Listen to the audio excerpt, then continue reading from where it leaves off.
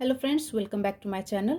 और आज के इस वीडियो में हम लोग एस्टेट 2020 में जो रीजनिंग का हमने सिलेबस डिस्कस किया था पिछले वीडियो में, तो अभी वन बाय वन हम उन सारे सिलेबस को कवर करने वाले हैं। और आज का हमारा टॉपिक है एनालॉगी, सादृश्यता।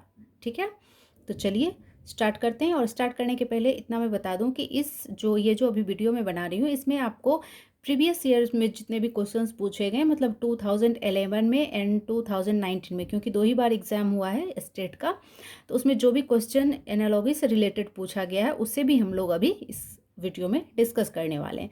तो थोड़ा सा पहले इसको समझ लेते हैं कि सादृश्यता होता क्या है।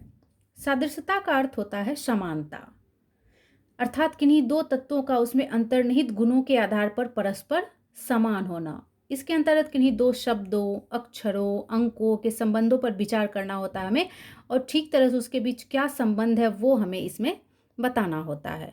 सादृश्यता जो होता है वो 4 प्रकार का होता है: शब्द सादृश्यता, संख्या सादृश्यता, अक्षर सादृश्यता एंड आकृति सादृश्यता। एंड जनरली जो क्वेश्चंस पूछे जाते हैं स्टेट में, वो 3 ही टॉपिक से पूछे जाते हैं: शब्द सादृश्यता, संख्या एंड अक्षर। तो आकृति से एक भी क्वेश्चन अभी 2 ईयर जो भी एग्जाम हुआ है उसमें दोनों पेपर में नहीं पूछा गया है। ठीक है, तो देखते हैं शब्द सादृश्यता क्या है। शब्द सादृश्यता के अंतर्गत शब्दों या शब्दों का समूह आता है जिसमें समानता के आधार पर हमें क्वेश्चंस को हल करना होता है। नेक्स्ट है नंबर, नंबर से रिलेटेड रहेगा इसमें। इसके अंतर्गत जो प्रश्न पूछे जाते हैं उसमें गणितीय संक्रियाओं पर आधारित जो नंबर्स हैं उससे रिलेटेड उसमें क्या संबंध है, तो उससे रिलेटेड क्वेश्चंस होते हैं। और जो अक्षर सादृश्यता होता है इसमें अल्फ़ाबेटिक जो लेटर्स हैं उससे रिलेटेड क्वेश्चंस आपको ज़्यादातर देखने के लिए मिलेंगे।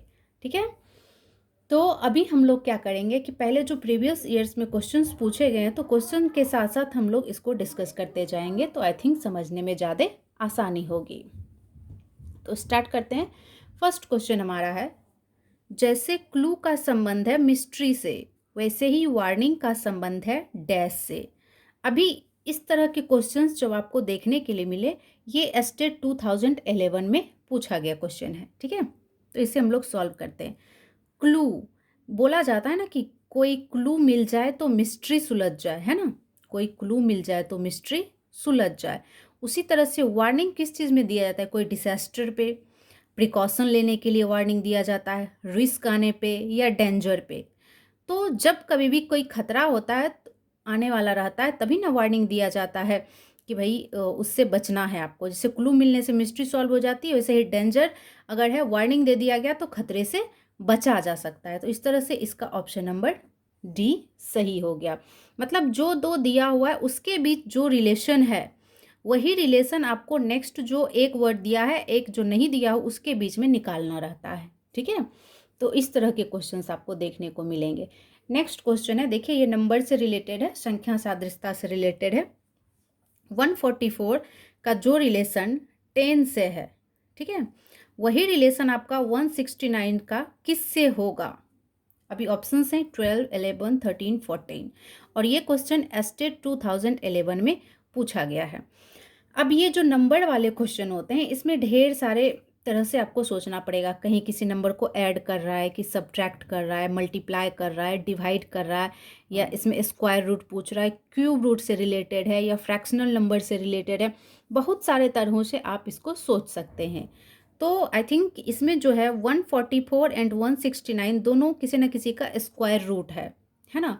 तो अभी इसमें क्या रिलेशन है वो देखना है। जैसे कि इस दोनों के बीच में क्या रिलेशन है वो हम निकालेंगे।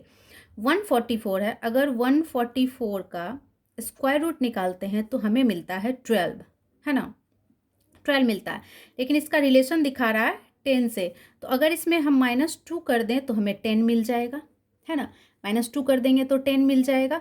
तो उसी आधार पे हम लोग 169 का करते हैं। 169 का जब स्क्वायर रूट निकालेंगे तो हमें मिलेगा 13, है ना, 13 मिलेगा। और जब 13 में हम -2 कर देंगे तो मिलेगा हमें 11।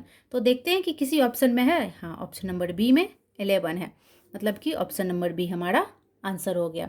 तो इस तरह से आपको सोचना पड़ेगा इस तरह के क्वेश्चंस के लिए। ओके, नेक्स्ट बढ़ते हैं थर्ड नंबर क्वेश्चन की तरफ। और ये एस्टेट 2020 में पेपर फर्स्ट में, 2019 में पेपर फर्स्ट में पूछा गया क्वेश्चन है।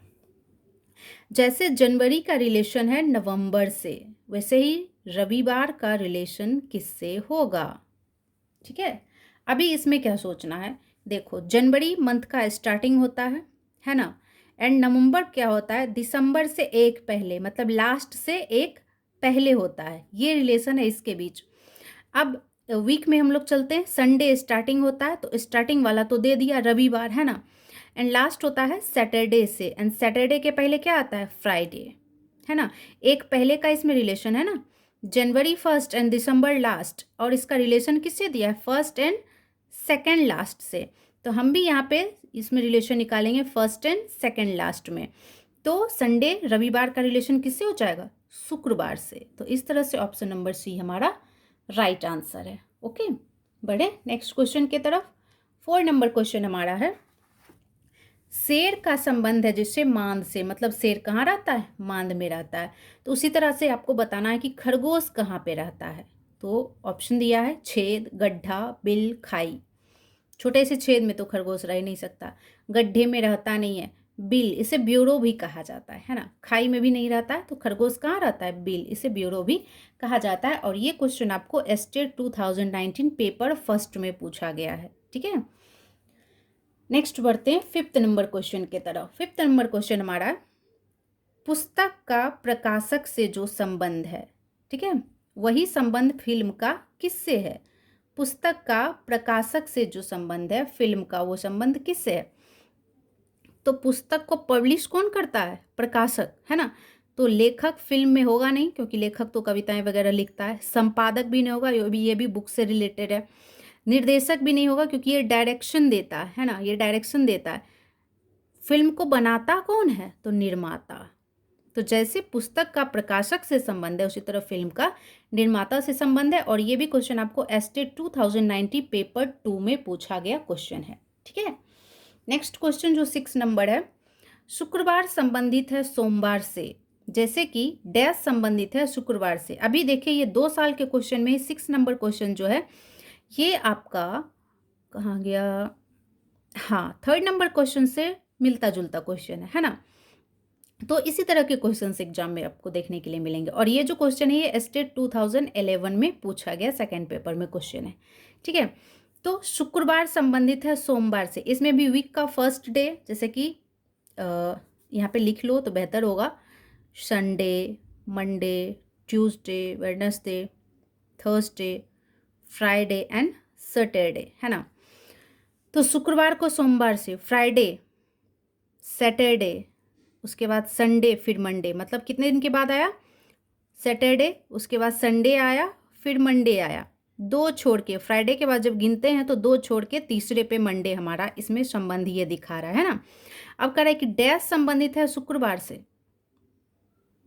तो शुक्रवार से पहले 2 दिन छोड़ के तीसरे दिन पे आप लोग जाओ, तो कौन सा दिन आता है, मंगलवार आता है। जैसे कि देखो यहाँ पे बता दूं, मंगलवार, बुधवार, बृहस्पतिवार एंड शुक्रवार। देखो शुक्रवार का रिलेशन है ना मंगलवार से, जैसे यहाँ पे मंडे का फ्राइडे से, वैसे ही यहाँ पे फ्राइडे का ट्यूसडे से रिलेशन है ना। तो इस तरह से आप क्वेश्चंस को हल करोगे।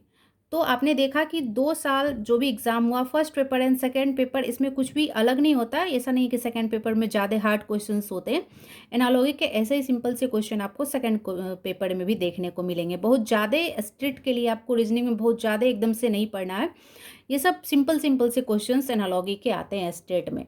तो 25 मार्क्स के टोटली स्टेट में रीजनिंग से क्वेश्चन रहते हैं, तो बहुत ज़्यादा डीप में आपको जा करके नहीं पढ़ना है, क्योंकि आपको मेन सब्जेक्ट भी देखना होता है। तो सारा का सारा टाइम अगर आप ऐसे जैसे रेलवे वगैरह में क्वेश्चंस आते हैं, इससे बैंकिंग वगैरह में, तो उस टाइप का आपको उतना डीप में जाके नहीं पढ़ना है। इसी तरह के क्वेश्चंस आपको एग्जाम में देखने को मिलेंगे। अब हम कुछ क्वेश्चंस अदरवाइज देख लेते हैं, ये एग्जाम में पूछा हुआ क्वेश्चन नहीं है, ऐसे ही हम लोग प्रैक्टिस के लिए इसको देखते हैं। ठीक है, जैसे तैरना का संबंध है नदी में, तैरा तो नदी में ही जाता है ना, तो चढ़ना का संबंध किससे होगा, बड़ा ही सिंपल सा क्वेश्चन है। रेखा, लाइन पे तो कोई चढ़ नहीं सकता है, चल भले सकता है। तालाब में तो कोई चढ़ नहीं सकता है ना, पर्वत पे चढ़ा जाता है। ऐसे सामान्य बोलचाल की भाषा में भी आप यूज़ करोगे कि पर्वत पे चढ़ा, पहाड़ पे चढ़ा। और समुद्र में तो तैर सकता है, चढ़ नहीं सकता है, तो इसका ऑप्शन हो गया पर्वत। ओके, नेक्स्ट बढ़ते हैं क्वेश्चन की तरफ। 63 का जो संबंध 21 से है, 27 का वो संबंध किससे होगा? तो ये देखिए, ये बहुत ही सिंपल सा ये भी क्वेश्चन है। पहले जिसके जिसके बीच रिलेशन दिया हुआ है उसमें देखते हैं कि क्या समानता है, फिर वही ये जो नहीं दिया हुआ है उसके साथ समानता निकालनी होती है। तो 21 3 जा 63 होता है, तो कितने को 3 से मल्टीप्लाई करेंगे जो 27 हमको यहाँ पे मिल जाएगा। जैसे कि यहाँ पे 21 मल्टीप्लाई 3 किए तो 63 आया ना। तो यहाँ पे कुछ नहीं दिया हुआ है और किससे मल्टीप्लाई करें जो 27 आया, तो सिंपली इससे भाग दो ना, 9 बार में लग गया। तो आप यहाँ 9 मल्टीप्लाई 3 करोगे तो 27 आ जाएगा। तो सिंपली ये हमारा आंसर हो गया है ना। नेक्स्ट क्वेश्चन देखिए, ये जो मैंने बताया था कि अक्षर संबंधी जो होता है तो वो इससे रिलेटेड ये है। तो RTVX से क्या संबंध है?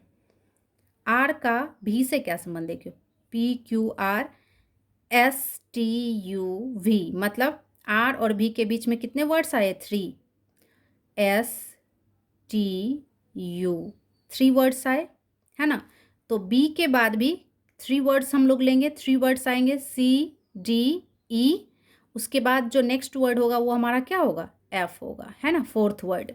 3 छोड़ के चौथा यहाँ पे लिया है, तो B के बाद भी हम लोग 3 छोड़ देंगे CDE। उसके बाद जो वर्ड आता है वो है F। अब T का X से क्या संबंध है? T के बाद देखो कितने वर्ड के बाद X आया। T के बाद UVW, ये भी UVW, 3 वर्ड के बाद X आया। तो D के बाद फिर 3 वर्ड छोड़ के चौथा वर्ड हम लोग लेंगे D के बाद EFGH। तो हमारा आंसर क्या हो गया? FH। इसे सिंपली आप ऐसे लिख करके भी कर सकते हो यहाँ पे साइड में। बहुत ही आसान है, ये सब में ज़्यादा आप लोग को मेहनत करने की आवश्यकता नहीं है। नेक्स्ट जो क्वेश्चन है ये भी इसी से रिलेटेड है, इसी टाइप के क्वेश्चन से। KNQT का जो संबंध LORU से है वही संबंध ADGJ का किससे होगा? तो जिसके साथ संबंध दिया हुआ है पहले उसको हम लोग देखते हैं। KNQT, इसको संबंध बता रहा LORU। देखो सिंपली दोनों में क्या रिलेशन है वो हम लोग देखते हैं। K के बाद L, N के बाद O, Q के बाद R एंड T के बाद U। तो उसी तरह हमें निकालना है A, D, G and J के बीच। तो A के बाद क्या आता है? B, D के बाद E, G के बाद H एंड J के बाद K। तो हमारा आंसर क्या हो गया? BEHK। देखिए कहीं पे है ऑप्शन में, हाँ ऑप्शन नंबर फर्स्ट हमारा है BEHK। तो इस तरह से ये हमारा आंसर हो गया। मतलब ये जो एनालॉगी है ये बहुत ही ज़्यादा आप लोग को नहीं पढ़ना है, सिंपली इतना अगर आप लोग पढ़ लो तो इसी में से क्वेश्चंस आते हैं। क्योंकि प्रूफ के तौर पे मैंने जो प्रीवियस ईयर का क्वेश्चन था वो भी आपको दिखा दिया कि ऐसे क्वेश्चन ही आते हैं। आई होप आप लोग को समझ में आ गया होगा। और इससे रिलेटेड और भी ढेर सारे क्वेश्चंस हम लोग करेंगे, ये तो बस ऐसे ही समझाने के लिए था। इससे रिलेटेड ढेर सारे क्वेश्चंस हम लोग नेक्स्ट क्लास में करने वाले हैं, ठीक है। आई होप आप लोग को अच्छे से समझ में आ गया होगा। मिलते हैं हम लोग नेक्स्ट वीडियो में।